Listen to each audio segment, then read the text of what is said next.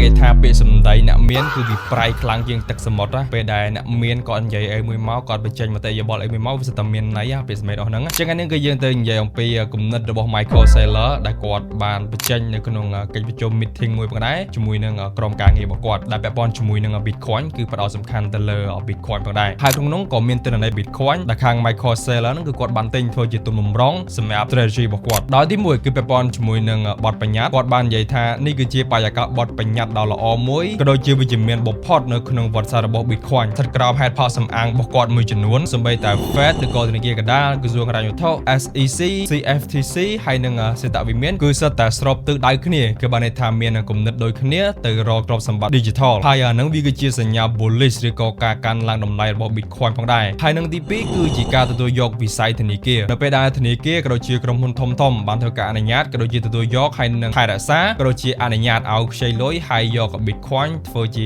ការធានាឬក៏ធ្វើជាទ្រព្យធានានៅពេលនោះហើយធ្វើឲ្យ Bitcoin នឹងវាមានលក្ខណៈស្របច្បាប់កាន់តែខ្លាំងក៏ដូចជាការប្រើប្រាស់ក៏កាន់តែកើនឡើងហើយវានឹងជួយកាត់បន្ថយការប្រែប្រួលតម្លៃរបស់ Bitcoin ផងដែរហើយនឹងទី3គឺពាក់ព័ន្ធជាមួយនឹង financial innovation ឬក៏ការវិវត្តនៃផ្នែកហិរញ្ញវត្ថុដែលវាពាក់ព័ន្ធជាមួយនឹងក្រុមហ៊ុនធំៗដូចជាថ្មីៗនឹងគឺពាក់ព័ន្ធជាមួយនឹង Bitcoin Volatility Income Fund របស់ក្រុមហ៊ុន BlackRock ក៏ដូចជា Structure Crypto Product អីហ្នឹងគឺវាជួយបង្កើតការគ្រប់គ្រងដែលមានស្ថិរភាពខ្លាំងជាងមុនសម្រាប់ Bitcoin ហើយបើសិនជាយើងបូកសរុបសេចក្តីទាំងប្រមាណចំណុចដែលខ្ញុំនិយាយខាងលើហ្នឹងមកអាជ្ញាធរគឺបានគ្រប់គ្រង Crypto ធនាគារគ្រប់គ្រង Crypto បណ្ដាគ្រប់គ្រង Crypto ដែលវាស្មើទៅនឹងជាមូលដ្ឋានថ្មីដំណាក់កាលថ្មីរបស់ Bitcoin ផងដែរអញ្ចឹងគឺបានន័យថា Bitcoin វាអាចនឹងមានការផ្លាស់ប្ដូរតម្លៃឬក៏មានការកើនឡើងតម្លៃនៅពេលខាងមុខក៏អាចថាបានដែរបើសិនជាវាដើរស្របទៅតាមអ្វីដែលគាត់បានលើកឡើងខាងលើហ្នឹងហើយនឹងនិយាយពី Bitcoin លោក Michael Saylor ហ្នឹងក៏គាត់នៅតែបន្ត buy the dip គឺបានន័យថាគាត់ទិញ Bitcoin បន្ថែមទៀតចំនួន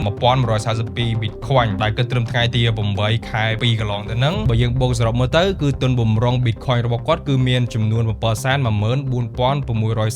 Bitcoin ផងដែរអូខេអញ្ចឹងគឺមានប៉ុណ្្នឹងទេវាគ្រាន់តែជាព័ត៌មានតិចតួចសម្រាប់យកមកគិតក៏ដូចជាផ្ដល់ជាគំនិតសម្រាប់ការគិតទៅលើវិស័យ Crypto ក៏ដូចជាអាចយកវាទៅធ្វើជាគោលគំនិតមួយដើម្បីវិភាគទៅលើទីផ្សារផងដែរអញ្ចឹងបើសិនជាមានអ្វីអាប់ដេតតទៀតខាងក្រុមការងារអាណាចក្រនឹងយកមកអាប់ដេតដូចគ្នាហើយបើសិនជាអ្នកដែលតមានកណនី OKX អាចចូលទៅធ្វើការចុះឈ្មោះតាម referral link នៅខ្ញុំបាននៅខាងក្រោម comment បានដើម្បីទទួលបាន reward ក៏ដូចជាចូលរួមលេង campaign របស់ OKX ពីអាណាចក្ររបស់យើងទទួលបាន reward ដូចគ្នាហើយបើសិនជាចង់ស្វែងយល់ពីចំណេះដឹង crypto បន្ថែមដែលគឺថ្លៃអ្នកគ្នាអាចចូលទៅ subscribe channel Telegram អាណាចក្រ .org channel YouTube របស់អាណាចក្របើសិនជាអាចកុំភ្លេចចូលទៅ follow TikTok អាណាចក្រម្នាក់មួយផង